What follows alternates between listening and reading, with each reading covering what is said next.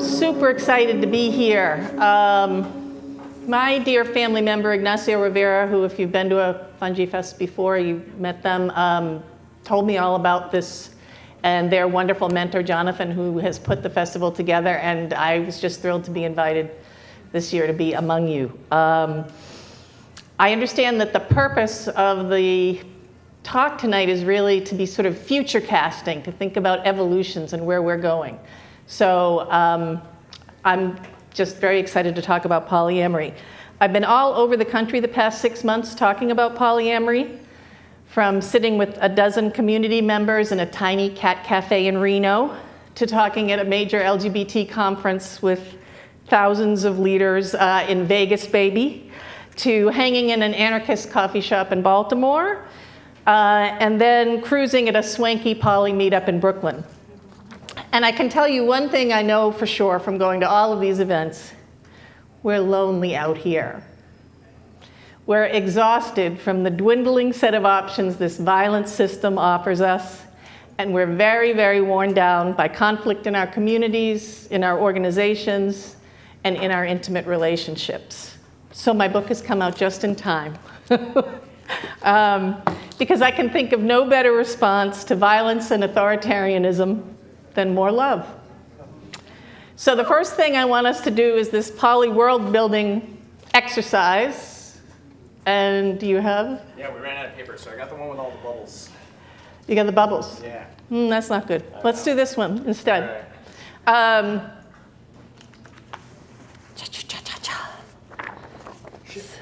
Shifting. Okay, I'll be past it then. So, go ahead. One for everybody? One for everybody. So this is one of the many little inventories in the book. One of the things the Dummies series does really well is to break everything down into these little biteable exercises and inventories for us to think about ourselves, to take in bits of learning, and to consider what possibilities are out there for us. And so what I want you to do for the first couple of minutes is just take this inventory and look at it. And this is from my book, Great Sex: Mapping Your Desire. Get it? And it's the opening name tag exercise that I do. And it really is a future casting kind of exercise, because my idea when I created this was that everybody would put 3 things that really matter about their desire on their name tag. And that's how we would come into the workshop, put our names, what those 3 things were, and that's how we would introduce ourselves to each other. And my thinking is, like, what kind of a world would we live in if we introduced each other to ourselves about what matters to us about how we connect with other people, rather than our jobs or where we live or how many kids we have, whatever else, right? It would really flip the ways that we're thinking, living, and relating to each other. So why don't you just take a couple minutes and look at the many opportunities on the sheet for you to think about your desire. And remember that you don't have to share this with anyone, because there's no forced sharing in sexual liberation. This can just be your private exploration.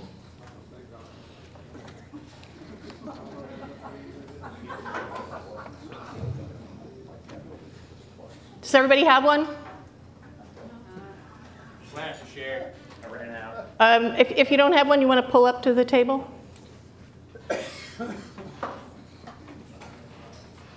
That's the other one. All right, so I got this one. I'll make copies of it. But, okay, great. If you can make copies of that one, that'd be great. Off I go.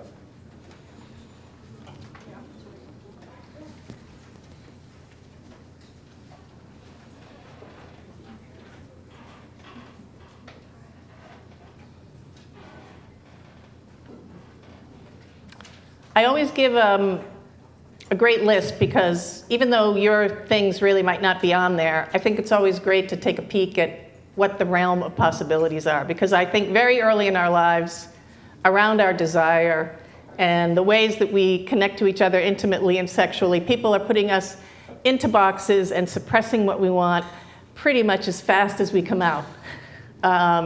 There's always an authoritarian telling us that what we want is wrong, how we're doing it is wrong, the ways we're connecting are not quite fitting in with whatever regime we're in. So the idea of the name tag exercise is to give ourselves a minute to consider what our lives would be like if we just let ourselves have ourselves. So when I do the workshop, I always start by saying, I'm Jamie and I'm a bossy femme bottom. So why don't you turn to people next to you and say anything you'd like about what you've figured out looking at your sheet. And here's the thing that's really important in this kind of work. If you don't want to say anything personal, if all that's private, that's perfect. One of the things about sexual liberation is that we really do get to have our privacy. It is for, this is sort of sacred and for us, but it's also amazing if we choose to share it. So if you'd like to share anything that came up for you, you could also share your process. You could turn to the person next to you and say, I've never really thought about this. Or this is what comes up for me when I look at this sheet. Or you could say 2 or 3 things on there that really relate to what you figured out about your own desires. So ready, go. And then after you do that for a few minutes, we'll come back.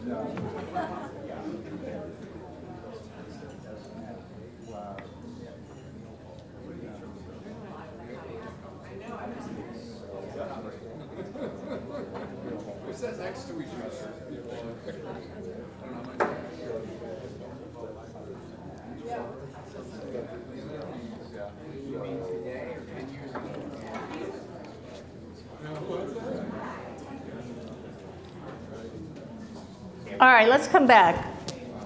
Who's with me? Raise your hand. Who's with me? You with me? With me? Okay. Who'd like to share anything about how that was for them, or what came up, or something they found out about themselves that maybe they didn't know, and remember, don't share for your friends, just share for yourself. Anybody?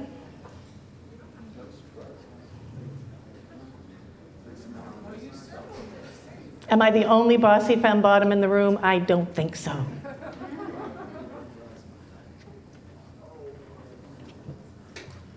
All right.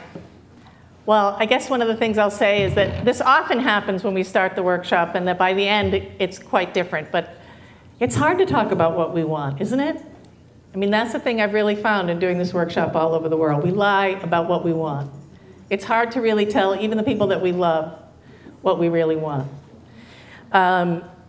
So I certainly don't mean to be glib about the idea of love and polyamory as a tool in resisting what I think of as the current authoritarian coup. Because we're in a very challenging moment politically, and for many of us personally. Over the past 2 years, hundreds of people in my world have lost their jobs, lost their place in the order, lost funding. Young activists have had tanks sent after them on their college campuses, their degrees rescinded for speaking out. So I say this seriously. The extent to which we throw off ideas about ownership and control in our personal relationships is a crucial tool of our resistance. Our capacity to take responsibility for and resist our jealousies, driven by fears that we're not enough, and our need to lock down our intimate partners because we're terrified of the violence and the instabilities all around us. These are the kinetics of liberation in our time.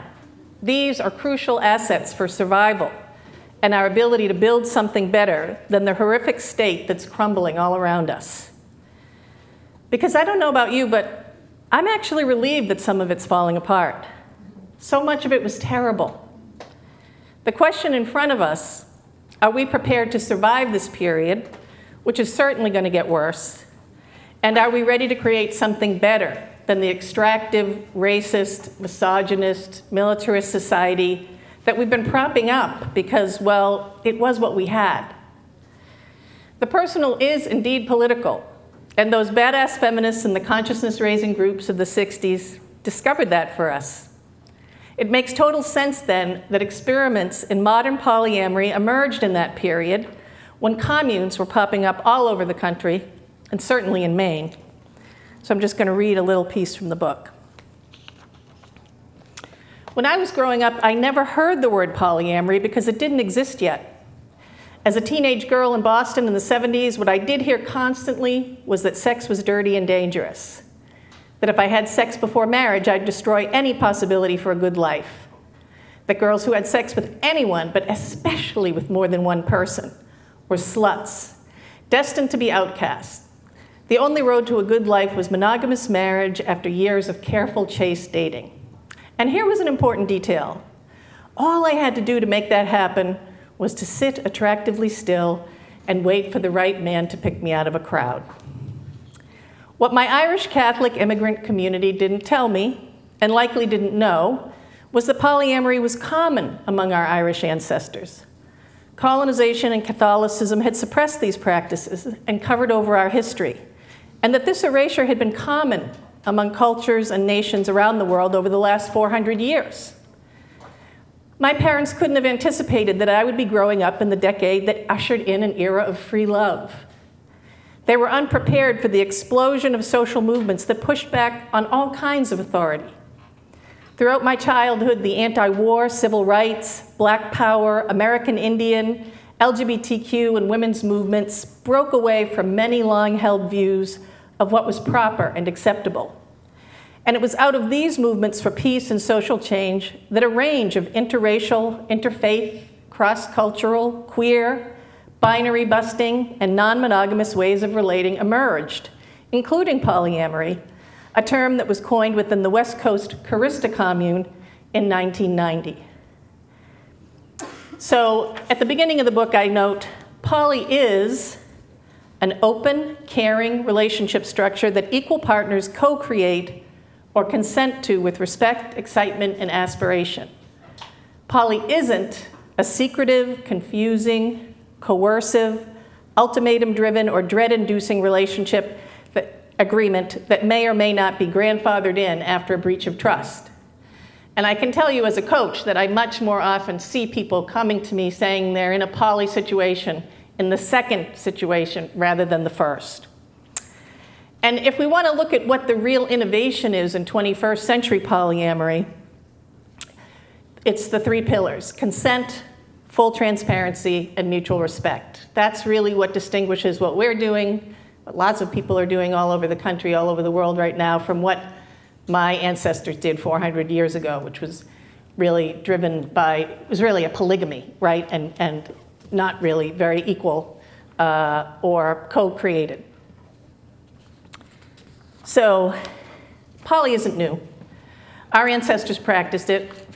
Before agriculture and the need to pass down our land, homes, and equipment, people lived in homosocial worlds that were driven by our daily subsistence work together, like maintaining shelter and providing childcare, securing food. People came together for sex, but these connections were much more fluid. And depending on the culture of your community, you may have related to the children in your group collectively rather than personally. Religious regimes and land ownership are the drivers of modern monogamy. And these two forces have done an incredible job establishing and enforcing a monogamy imperative. It's so comprehensive as to be unnoticeable, like the air we breathe. Monogamy is posited as natural, as the only legitimate or functional way to have a successful or meaningful relationship. Well, as someone who's practiced polyamory for 40 years, I can tell you there's another way. And in fact, there are a million ways inside that other way. I wrote this book partly because the current generation of seekers, the Gen Zers, are living in a time when the primacy of monogamous partnership and the nuclear family is also crumbling, along with everything else. And I wanted to offer some hope as someone who's lived with a long history of poly experience and because I love my life. Perhaps one of the best things about the book is that I asked 20 of my brilliant poly friends to tell me their stories. And in chapter 4, they describe all the unique ways they have created their poly constellations. I'm going to read some of those for you right now. One of the things I really wanted to displace was this primacy of the throuple in most poly imaginations, which consists of one man with a woman on each side of him who may or may not relate to each other or even like each other. And I think this is partly because the people who've written the poly books over the last 20 or 30 years are mostly white therapists and women who are in these kinds of relationships. But the work I've done has been in movement spaces over the past 20 years, and the poly I've seen is just completely different. So I'm going to read from Elizabeth's story. And she says, I don't elevate sexual connections over other relationships. The map of my connection shows the most important connections of who I consider my family. My daughter's almost an adult and was conceived with a known donor who was one of my closest friends from college. I do prioritize my nesting relationship with James, my husband, in several ways. We share finances, a home, parenting, and projects. We're both very independent as well as connected. The beginning of our relationship felt like a game of chicken. Well, I want to go be slutty at this event. How are you going to feel about that? And then he'd be like, well, I think that's hot. Have a great time. It was so refreshing to be with someone who also enjoyed play and friends with benefits sex. We also have freedom to experience intimacy, love, and connection with other partners. I look forward to growing old together and continuing to be sexy adventurers and meet challenges. And you can sort of see in the book, I had everybody try to draw their little maps of their relationships, and everybody had all these different kind of configurations. And it's funny, but when I had dinner with them, James hadn't seen it, and he said, I'm just spouse? You just put me as spouse in here? You didn't even put my name? But she does name him in the book. And then A says, the spiritual connection is primary. And she says, we came across each other in global human rights work, both having left our home countries due to repression. When we met, we had an instant and intense moment of recognition, what we both consider a twin flame or soul connection. After 3 years of being monogamous, we opened the relationship so A could be more open to flirtation and spiritual and sensual connection with other queer women. C was in the midst of a gender transition and was interested in sex with other queer people, specifically trans-identified people. Now, after being open for more than 3 years, we both believe that our relationship is stronger than ever. And then I note, for A, her polysexual life is a portal for drawing in spiritual energies and intimacy, though not necessarily sex. For C, their polysexual connections are first and foremost about physical intimacy and experimentation that they don't want to bring into the primary relationship with A. C notes, I want to engage in BDSM role play with my lovers and express my gender in a certain way. It's experimental. Our relationship functions as both a home and a bridge. We each feel like we can take more risks emotionally and in the world because of the home and trust we've built. Very soon, A is going to meet C's new lover, and A is very excited because of the joy the new relationship has brought to C. A says, this is a new member of the family. I'm very sure of it. So there's many, many other really great stories, in case you want to get the book and read all about it. So for the past 20 years, I've been running sex workshops at LGBT, feminist, human rights conferences here in the US and around the world. I've listened to people talk about their desire in China, Cuba, South Korea, South Africa, New Zealand, Cyprus, Russia, and in about 30 states in the US. I produce the workshop in more than a dozen languages, and I'm doing it here tomorrow morning at 9. And the simple question in the workshop across all these languages and cultures have blown minds and moved people to leave relationships, start new ones, change the way they think about their identity, experiment sexually with practices they had long denied themselves, tell the truth, become closer to their partners, and leave abusive situations. And here they are. I'm just going to read through them, and maybe you'd come to another of the workshops.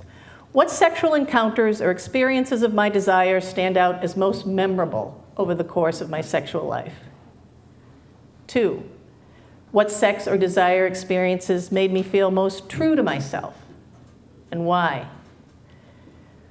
When did I learn something about myself, even if it was something I never wanted to learn? What was it? What specific sexual experiences or experiences of my desire have elicited the most intense physical and emotional responses in me, and why?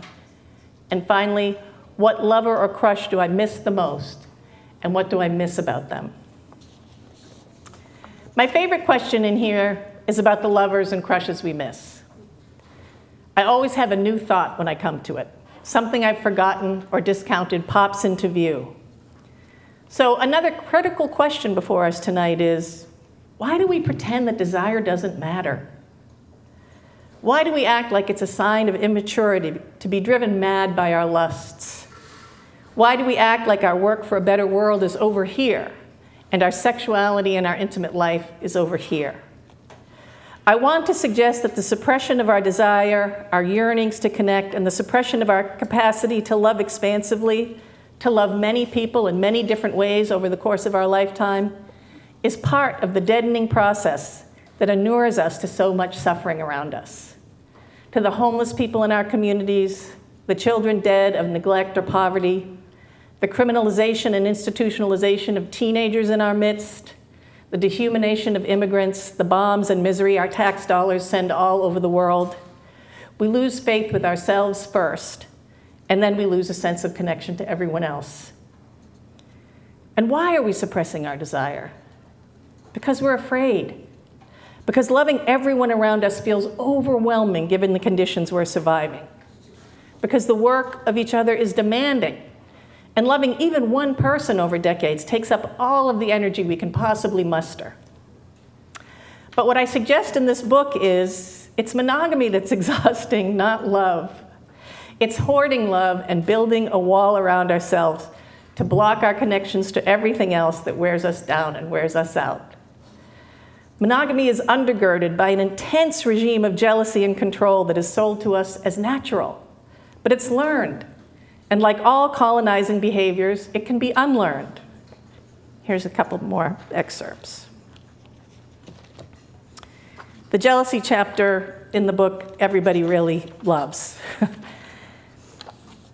Famed couples therapist Esther Perel has said that jealousy is both erotic breath and erotic rage. It does seem like jealousy is as natural as breathing, and that the tone and tenor of that breath is venomous, possessive anger. Feeling and coping with jealousy is a near universal experience. Everyone gets jealous of others, whether of your high-achieving siblings, brilliant coworkers, that college pal who posts their world travels, or people who show interest in your lover. The following sections of the book help you drop whatever judgment you have about you or your partner's jealous feelings and instead adopt a position of curiosity about them. You might ask yourself, in general, what are your jealous feelings trying to tell you? What are your partner's jealous feelings communicating about them? What could jealousy be revealing about what's working or not working in your relationship? Does your jealousy align with your values about relationships? What can you learn from the jealousy you're dealing with right now? And while jealousy is posited as a natural response to loving someone, I posit it as a scarcity response. Today's culture projects and generates scarcity at every corner. Capitalism as an organizing structure literally runs on scarcity and competition. Even as a child, your life was steeped in competitive contests, from your sports teams to your grades in elementary school. Everyone is formed inside a system that tells you that competition is good, and if you want to have a good life, you must compete to land at the top of the heap. Jealousy, then, is a crucial part of this system. If only one country or scholar or lover can be the best, the smartest, the worthiest, and all others are losers, and you can't find yourself at the bottom of that pile. The consequences are dire, from not getting into that top college, to failing to obtain that dream job, to living a penniless, lonely life. Jealousy, then, is your internal alarm system to threats against the lover you must acquire to win the partner scarcity game. Accordingly, people grow into their romantic and relational life fueled with anxiety about not being enough and ultimately losing, and being left behind. So one of the activities in the book is called, What Would It Mean to Be Enough? That we aren't enough is such a fundamental teaching in US culture and society. Here are some reflection questions for you. What's your first memory of feeling like you weren't enough? Too big or too small? Not smart, cute, funny, strong, or hot enough? How old are you? Who's telling you this? What kind of impact did this have? What is your most humiliating memory of not being enough? How do you think this impacts you today? Are the messengers or catalysts in these scenarios trustworthy? Have the messengers in these scenarios harmed you in other ways? How or why are you giving them power?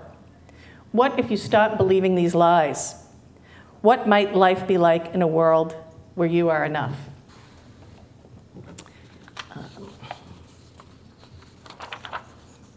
So there are lots of inventories in the jealousy chapter. Getting to the root, discovering your triggers, walking yourself back. But the big thing that I really want to convey is that good poly people experience jealousy. There's this sort of thinking out there that people are constitutionally monogamous or constitutionally poly, and poly people just don't ever feel jealous. And that's just not true. Every poly person I know has felt jealous. And then I have a lot on how to help you and your partner to sort of walk yourselves back from jealousy and stay on the same team. Because that's really the thing. In monogamous worlds, jealousy becomes just, this really polarizing thing. And in poly worlds, people hide it because they think it's not cool. But in both scenarios, nobody deals with jealousy, right? So I say drop the self-judgment of you, and perfectionism around it, and support your jealous partners. What if you went toward the very hard thing in your relationship instead of either polarizing or denying and suppressing it? So I have this little litany. Oh, honey, tell me more about this. I thought you were excited about my new love. Or, I'm so glad you told me you're feeling this way. Thank you for trusting me. That way, this way. I'm so sorry you've been carrying these feelings by yourself. It must have been really hard. What do you need right now? How can I support you? Let's just take a breath together. I know we can figure this out. I'm impressed that you've been able to share this. How can we work on it together? So the basics are basically don't jeer at your partner. Don't judge, escalate, egg on, or ridicule. And do read your partner. Reassure, embrace, affirm, de-escalate. And there's lots of other things in there. And then I want to read about one of my worst jealous moments. And it's titled, If You're in Your Partner's Phone, There's No Good News. During one particularly gruesome period of jealousy and obsession with a partner, I started surveilling them. We shared a computer, and sometimes they left various private modes of communication open by mistake. They didn't always have a password on their phone.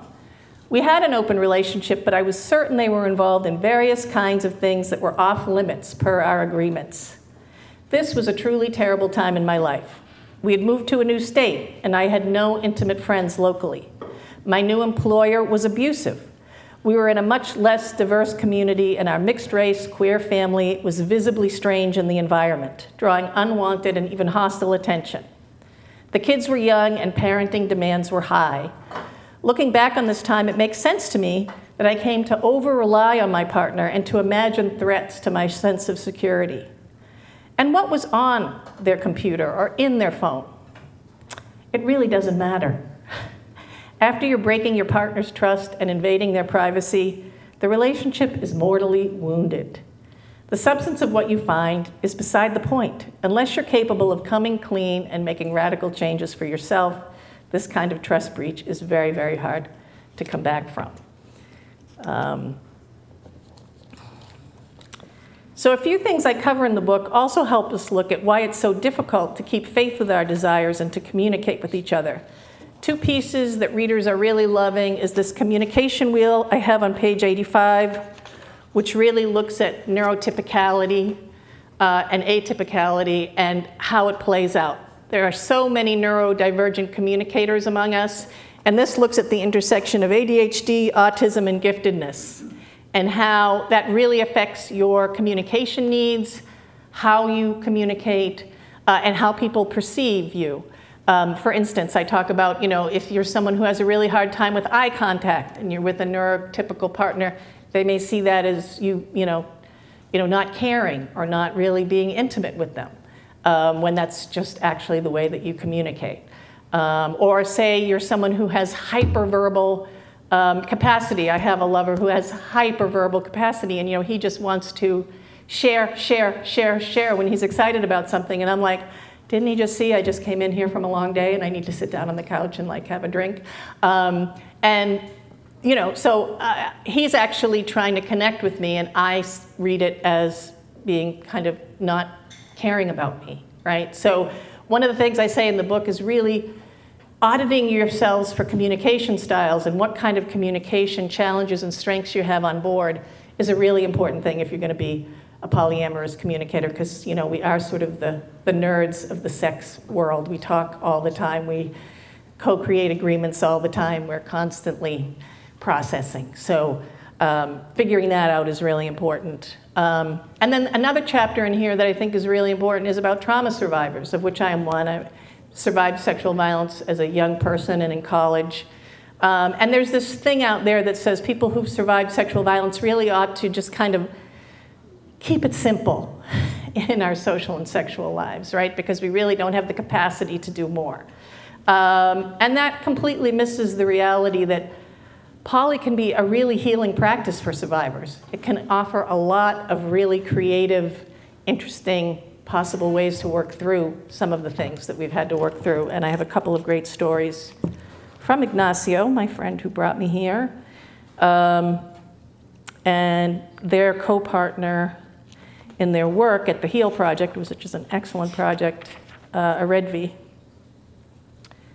But I think I have this wrong.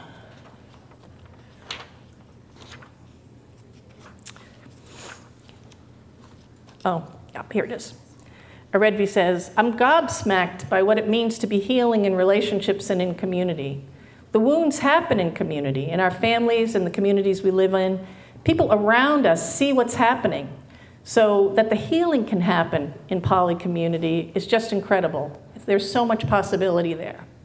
And from Ignacio, the way I tried to rework my emotional and sexual trauma in my poly world was through role play and family recreations.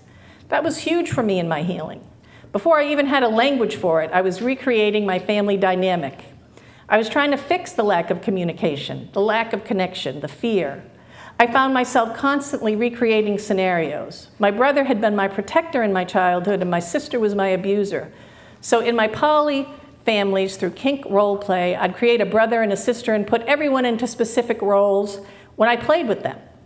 I'd recreate all kinds of scenes that had hurt me, but here, among partners who loved me, I could create better ways for these things to occur that were pleasurable and joy-producing, rather than fear and secrecy and pain. So I think the last thing I want to talk about before I take questions, because I'd love to hear your questions, is just the pod map. Did we pass that out? Yes. It's on the table. Okay, let's pass that one out. Yes. There's two for you. Good. I think there's enough. So one of the ways to sort of help yourself not over-rely on one person and to have more capacity to deal with your jealousy and learn to walk yourself back from so you can actually see your partner is to create an expansive network of supporters. And for a lot of the people that I coach when they come in, they've never told anybody that they want to try poly. They have no poly friends. They have no language for what they want, and they have, a very limited support system in the people that they already have that are close to them, who basically are telling them that this is wrong, bad, is going to destroy their lives or their relationships, etc. So this piece that I'm passing out now is there's more of them over here.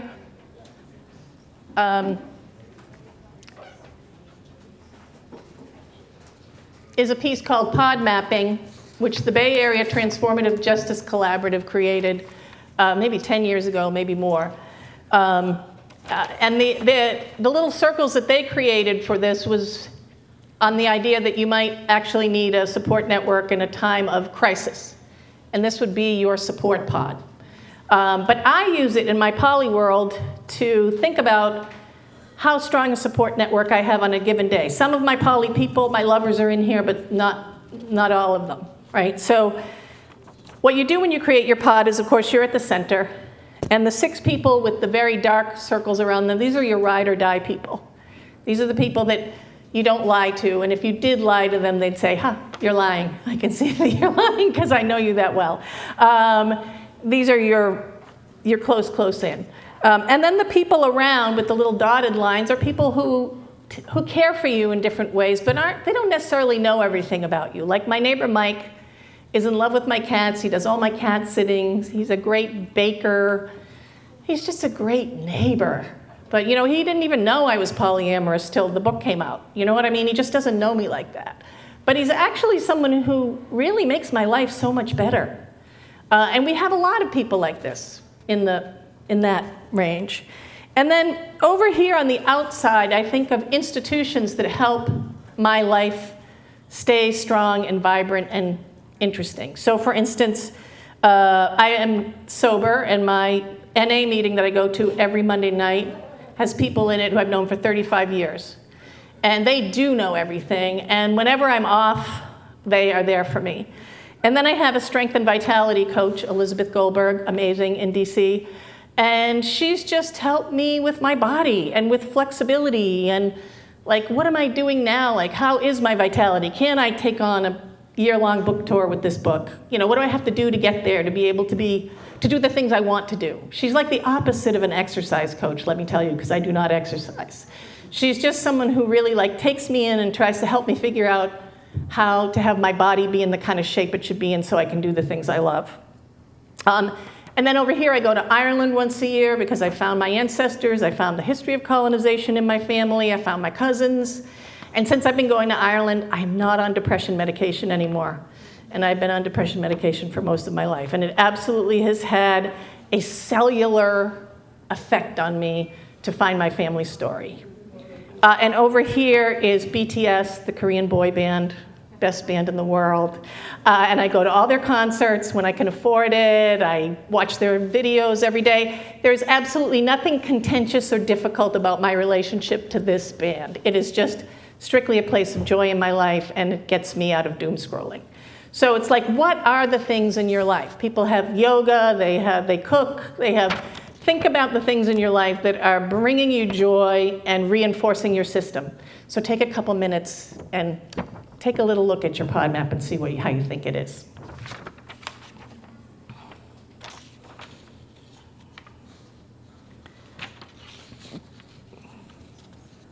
All right. Let's come back. Does anybody want to say anything about that, about how that was for them? Yes? We decided that we both feel like 6 people that know us very well is a lot, and I figured out that I don't have a single one. Thanks for sharing that.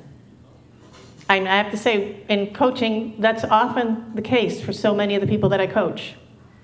And I have to say, life is so much better if you have even one. It's so much better. So, as you're thinking about the different ways to make your life better as years go by, people say do all kinds of things. They run marathons, they stop eating butter, whatever. Having one friend who really knows your story is a game changer. It's a life changer. So think about that. Maybe think about what's in the way of having that kind of connection and what you can do for yourself. It's a really great gift you could give yourself. So thanks for sharing that. Anybody else? Yes. Yeah, I just wanted to piggyback on that I've started telling people that I want to have lifelong friendships with, that's my longing, and that has really helped create more of those ride or die people in my life. So thought I'd share that, and then I'm also excited by this idea of adopting essentially grandparents or other people in that same kind of ride or die sort of way. So it doesn't necessarily have to be peers in that ride or die, but there might be mentors or adults that they might, we might be able to contract essentially that like we're gonna see this through to the end. Yeah. I would say my pod is very intergenerational, and one of the ways I got people across generations was I just was interested in their lives and their work. And you know what I mean? It was very organic because I became connected to their lives and their work and what they were doing, and now I have, a bunch of 80-year-olds that I'm close to, right? Who I could not do without. Anybody else on their pod? Yes. I thought that having people in it that are sort of non-sexual relationship Yes. oriented is also very helpful. Yes. Yeah. And I would say for me, my polycule when I was younger was everybody. I was sexual with almost everybody, and now I'm sexual with almost nobody. And that's not true for everybody in my age cohort in my little poly world, but it's so interesting, like our needs really shift and flow and change over our lifetime. And for me, the poly configuration has just given me so much room to have that be so. In the book I talk about in my 20s, I was just like a top, and I think coming out of a lot of abuse in my family, I wanted to just be in control of everything. And it wasn't until my 30s that I really just let anybody have any kind of, dommy kind of or toppy energy with me. And then in my 40s, I figured out BDSM. It was just a whole different world, right? And then in my 50s, it was just really kind of a carnival of things. Many things broke down, many things came back together in the 50s, woo. But also just having kids too, and having different times in my life where it was kind of a relief not to put all that energy into a primary partner and still have lovers. Right? Because the kids were kind of my primary partner, right? Like the kids' demands are not reducible. You just really have to show up.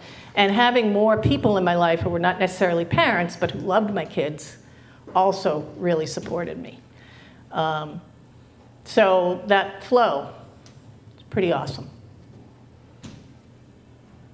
Anybody else on their pods?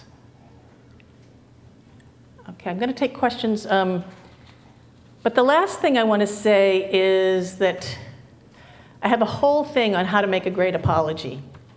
And I'm not going to go through the steps, but it's in there. And I have to say, it is your best tool in your toolbox if you want to be in really any kind of long-term relationships in your life. I'm so grateful that I finally learned how to take responsibility for myself and be accountable to the people that I love.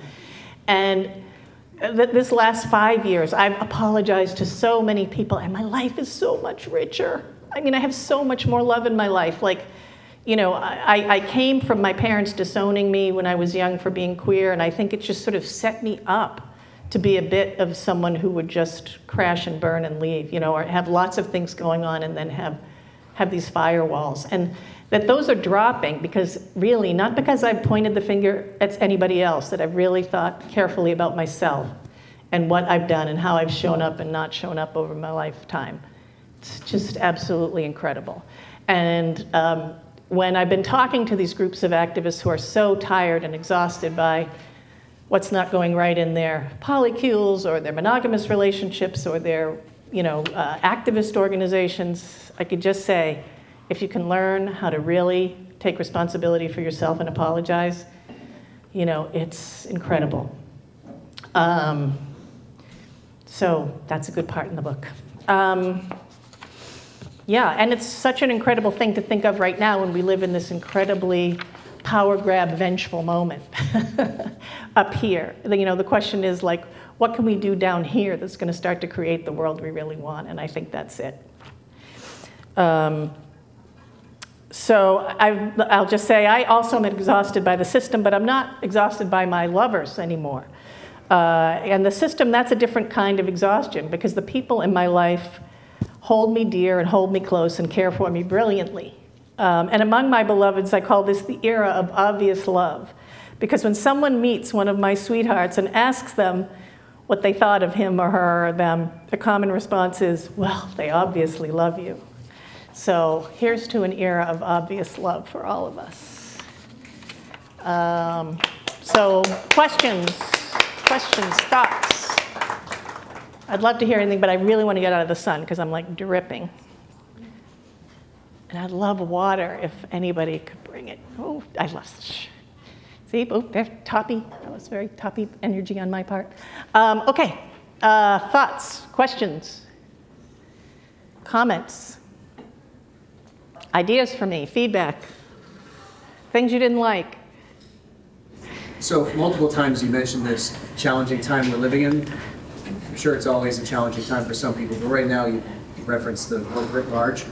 Is there something that you've seen commonplace in the poly communities that is like almost like an emergence out of challenging times that is kind of unique to poly communities, where it actually is incredibly effective to support the couple, whatever, Yes. others, that is like unique and has emerged from this occurrence? Well, one thing I will say that is unique to this moment, that I think the Gen Zers are really not buying the monogamy imperative, right?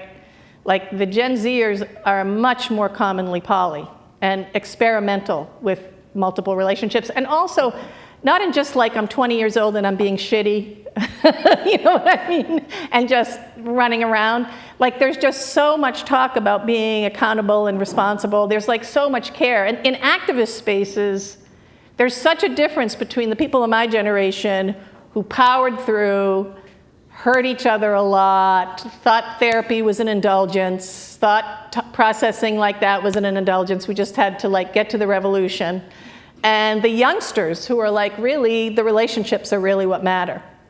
And it's like, oh, I'm all in for this. I've been trying to say this for 30 years to people. And the youngsters are like, you know, how we are with each other, we're building that microcosm of a world that we want. So let's pay attention to it. So I think that's really one thing that I really see.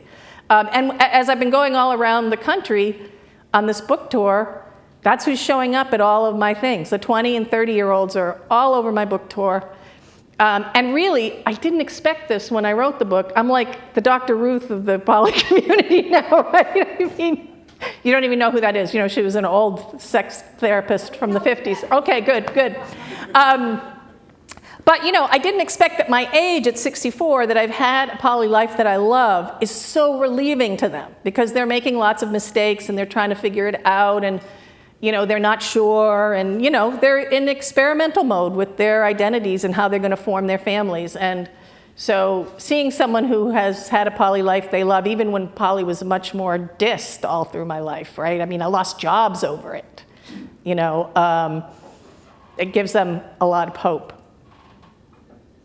So I didn't expect that. What else was, there was one other thing I wanted to say. It'll come to me.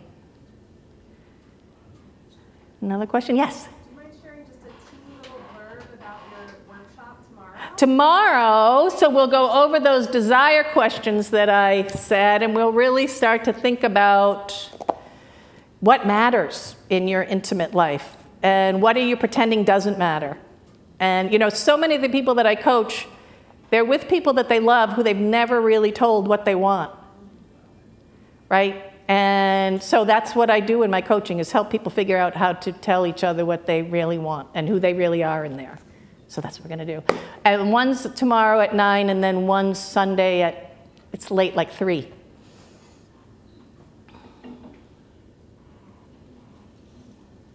Other thoughts?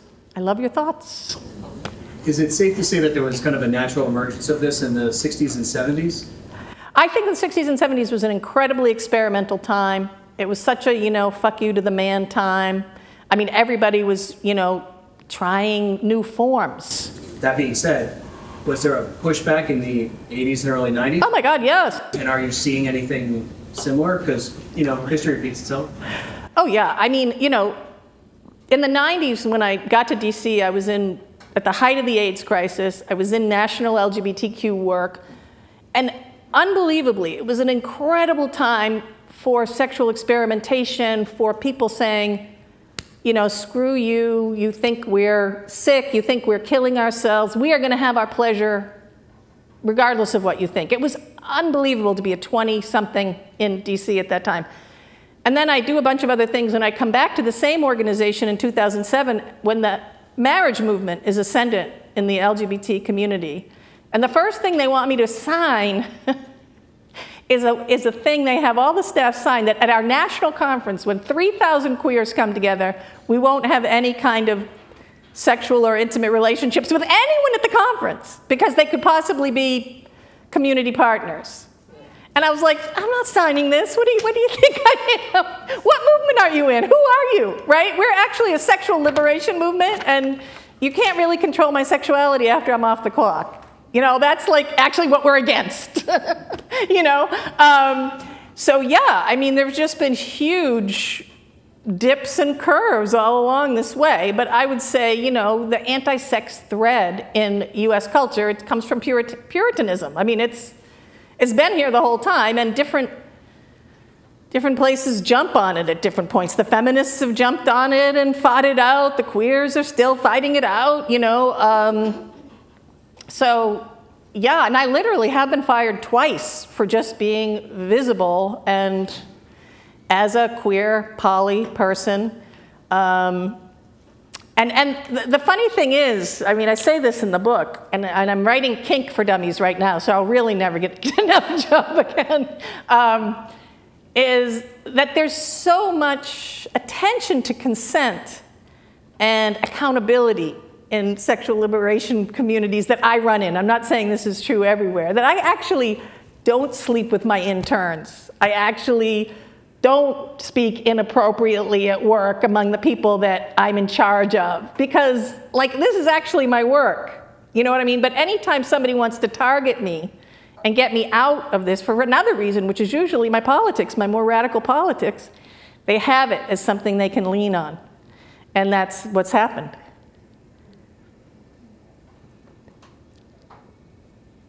And I would say being, female, it's easier than, I mean, the men alongside me in the movement who've done all kinds of things have not had this trouble. Have you ever been targeted by other parents, and how you deal with that? Not particularly in poly community, within a more normative community? My son actually, Or them out?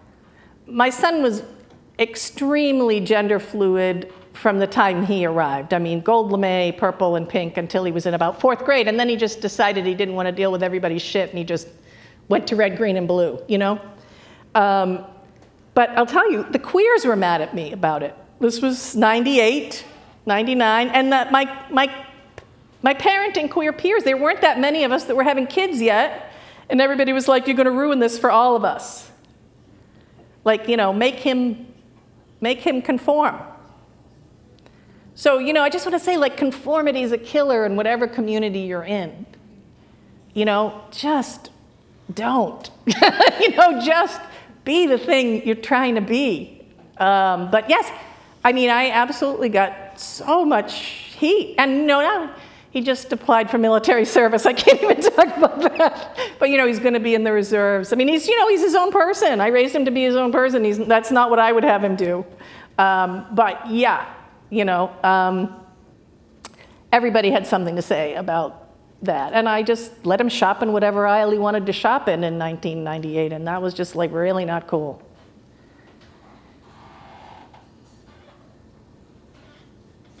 Yes.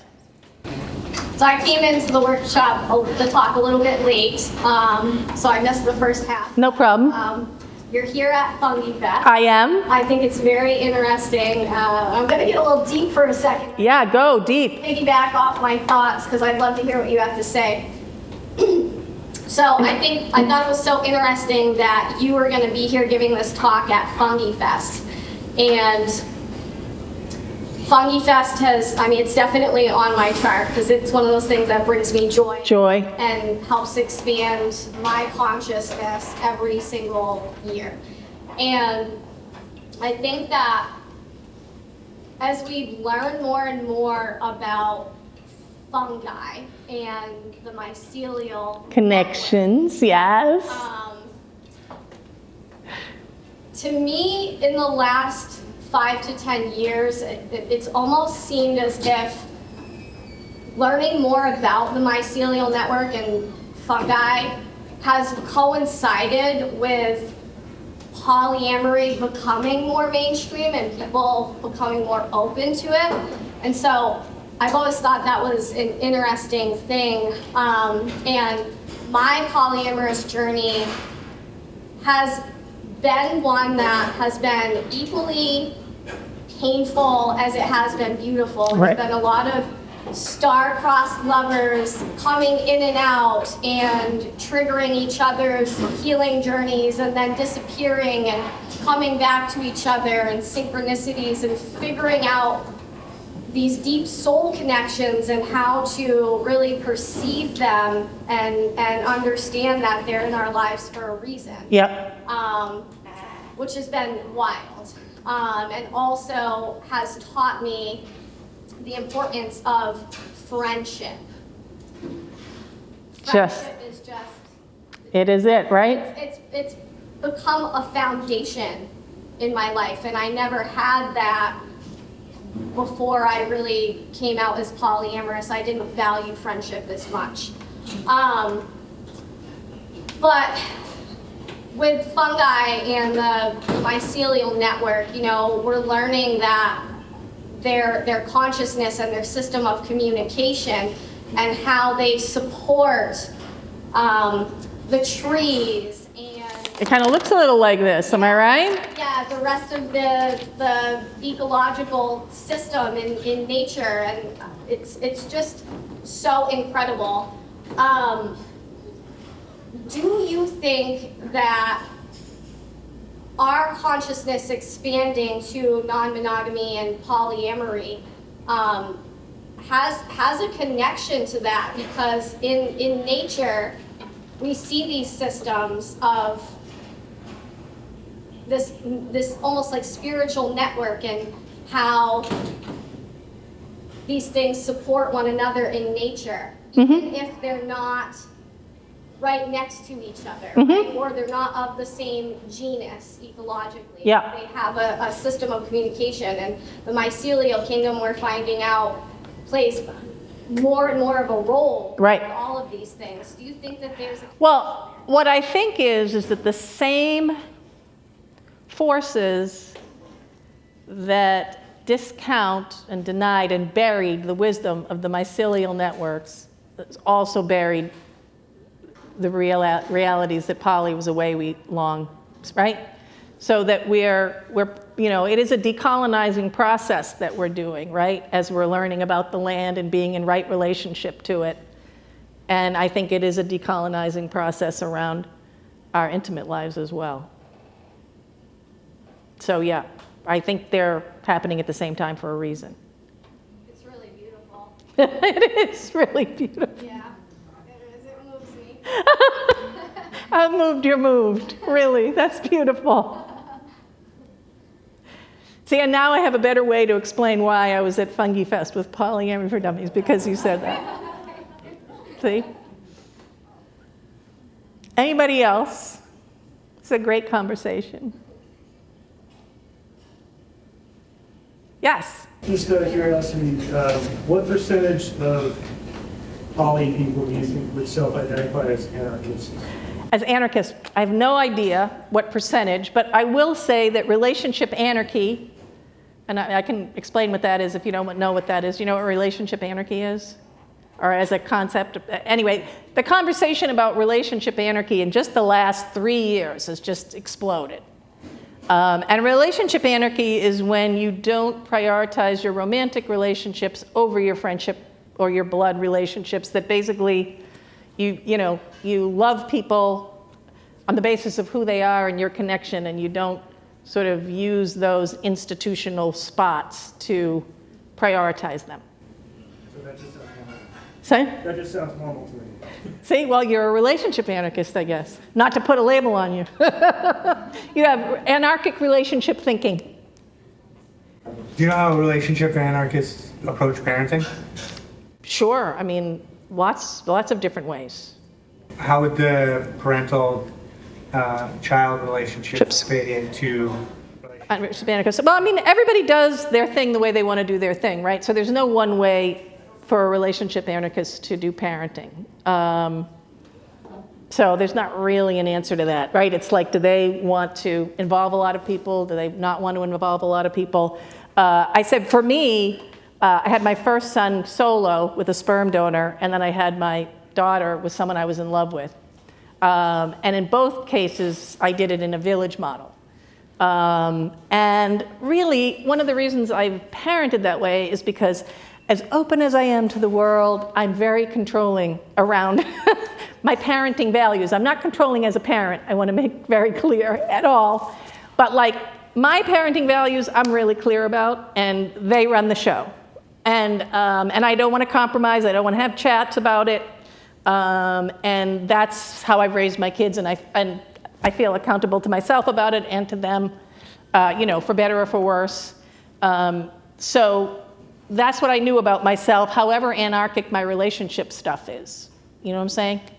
So, and everybody's different around what those needs are. Lots of poly people in my life have multiple parental figures in their kids' life, and they're negotiating and doing a whole bunch of stuff around how big decisions get made, and I'm the decider. And that's how I wanted it, and that's worked for me.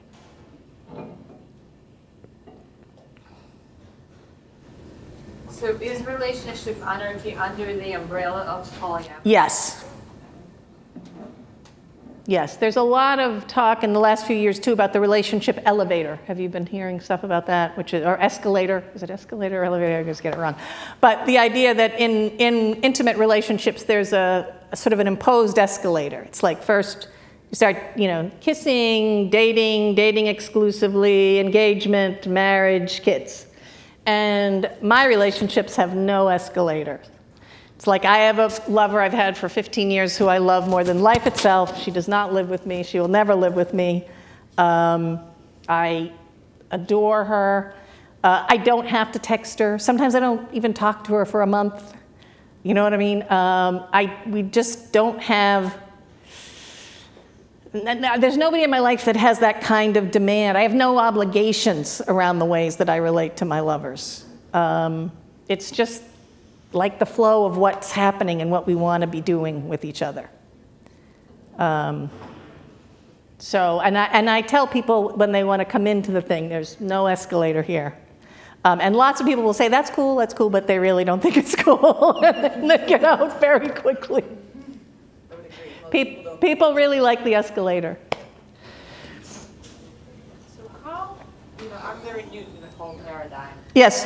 But I feel probably have had a natural capacity. I'm sorry, I'm a little hard of hearing. We have a natural capacity Towards polyamory or relationship anarchy. And as the first thing that I'm noticing, and you were just talking about jealousy and all the, and then a relationship escalator. When I'm having challenging, emotionally challenging, the dynamics with a person starts becoming challenging. I feel like it's not about wanting more, but about my apprehension from all my previous relationships of them potentially wanting more from me, or me having to behave some other type of way in order to accommodate those needs, or else I will be rejected, and Yes. And I can notice that, and it becomes, a very fucky thing for the mind and emotion. Yep. So far the only strategy that I found was, when I notice myself being in that uncomfortable situation, observe it, maybe take some distance, take a little time for things to settle, and, maybe feel through them. And then come back once, then... And yes. ...is down. I wonder if you have, any quick other strategies. Yes. I mean, that's an excellent strategy. I talk about this a lot in the book, is like not speaking from an activated space, waiting until you kind of have a handle on what's going on with you, calling a friend, breathing, taking a walk, having a couple days, and then you come back and you say, you know, when we had that conversation last time, here's what happened for me, right? And always just starting with ourselves and what we're figuring out about ourselves rather than doing you, because that's, you know, that's just always a bad thing, right? Not that the other person doesn't have stuff, right? Well, believe me, my lovers have stuff, but it's like having them own their stuff, it's a lot easier for them if I'm owning my stuff, right? So it's kind of like modeling, just coming back and saying, I got activated, here's what happened for me. And then having some boundaries, you know, I mean, that's another word that's just like so overused, is like, what the fuck does it even mean? But I have a good chapter in there about boundaries, about like how to say, you know, like, I really like you, I want to get closer to you. I always get anxious when I start to feel like someone's perfecting me already at the beginning of a relationship. I just, you know, this is, what you see is what you get. I'm not going to grow anymore. I'm not going to be any different. This is it. So, so it would help me if X, right? And being able to say what the X is. You know, it would help me if you don't tell me what clothes you like me in better, or, you know, tell me I should take a cooking lesson, or, you know what I mean? Or, you know, not listen when I say, I don't want to go to these kinds of things with you. Those aren't my things, because they just are trying to like get you on board with a certain kind of relationship, right? And it's like, I don't actually want to do those things with you, but I want to do these things, right? So the boundaries chapter is really about just not speaking from activation and having enough people on that pod map to call so you can figure out what's actually going on with me. Like, what is the thing? Oh, this is from that relationship I had 5 years ago. This isn't even about this person, right? How can I get present? And then how can I say the thing that I need so that I'm not just activated all the time? And there's a great piece, Redvi has so many good pieces in there, and she says, you know, their things are just their things. She's got these two lovers, and one of them, when he talks, when he's like excited, sounds like her dad, when her dad would get really like wound up and start to go, you know, be mad at the family or whatever. And he's not even mad, he's just like, he's yelling at the TV, or he's excited about something. And in the beginning of their relationship, she would just like, you know, she was on fire every time she could hear that voice. And then over time, she just realized, oh, these things, they're just his things. You know, they just don't have anything to do with me. And that the relationship has been so good since she's been able to do it. She's actually better when she's in front of her father now. Now that is the healing, right? That she's been able to really get such a handle on the origins of her activation, you know, that she can sort of go full circle and be a full adult in front of the person who installed those buttons.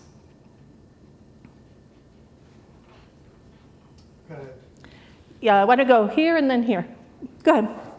Here's some of the research understanding on how diving deeper into psychedelic experiences and doing the healing work affects opening up to more polyamorous relationships and vice versa.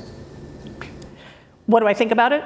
Yeah, like maybe even, have you seen like a study between both sides? You know, I haven't. You know, I would say this is a very new network to be in, especially because I'm a sober person, and I have to say it is like it's one of the great regrets of my life that psychedelics are not an option for me because of my addiction. And you know, I always felt when I was in the midst of it that these were going to be my favorite and my sweet spot, and I didn't do it, but now I no longer have that option. But I will say, for the people in my life who have really serious depression and low libido and an inability to connect, that this whole arena of work in psychedelics, I think, is really exciting. I think that the research that's coming out of it, looking for good practitioners and the kinds of stuff we're seeing, I am certainly supporting my clients in looking at that, especially trauma survivors, people, as I said, with serious debilitating depression. I think there's a lot of ways to go. I mean, the most common complaint I get from people, I mean, other than this sort of discordant couples around desire and being freaked out that somebody wants to be one thing and I think I'm the other, is low libido, is that people have just lost their desire altogether. And I really do think that is a kind of suppression I talk about in the desire mapping workshop. But some of it really gets, you know, it gets to be cellular over time. You know what I mean? It comes from I think about my starved and colonized ancestors, and, it's in there before I even come out, right? And I do think there's enormous potential in what's happening in psychedelic community and experimentation. So I'm excited to see. And, my son has depression, and I really wish he would get some support around it. And you had one. Yeah, I was curious. I'm familiar with Jessica Fern's Yes. work on attachment theory, and it's like the best description of attachment theory I've ever read. I'm wondering if you know of anybody that's written on internal family systems and polyamory. No, I have not. I think it's an interesting place to go. And internal family systems is like that committee you have in your head, of all the different voices that tell you can or cannot do something or whatever, all the different roles. I think that's another interesting area. Oh, and I wanted to say what you were sharing about boundaries really resonated with a quote I've heard that boundaries aren't, canceling someone or telling someone no. Boundaries are about teaching someone how to be in relationship with us. Yeah. My favorite boundary word is boundaries are the distance that makes it possible to love you and me at the same time. Right? And you can love everyone at the proper distance. And figuring out where that is the key. Another question around the distinction between the West and East Coast. I just moved from San Francisco a few years ago and was there for quite some time, and it's a very different reality. Yes. Like the burner community, and out here I found the puritanical world seems a lot more Intellectual. behind the years. What have you seen, and when you're giving your talks or workshops, the difference between West and maybe East Coast? Yeah, I've got West Coasters and East Coasters in this book. I love the West because people believe in leisure, right? They really firmly believe in it. And, healing practices that have been sort of trailblazed out there for years, yes. I love it a little less around its connection to actual movements for change. Like, individual nirvana to me, not as that interesting, right? I am about the collective. And that's what I get from my East Coast buddies, right? Which is a real grounding in movement work. Although, I gotta say, there's plenty of activists in the West that feel that way. It's just sort of a vibe, right? A different vibe. But yeah, I don't feel that kind of. I don't feel a real difference, I guess, among my activist community. I can see that we're in different places, but we seem to be in the same boat. But I do really appreciate West Coast work on all kinds of natural healing processes. I think it's really been crucial to our survival.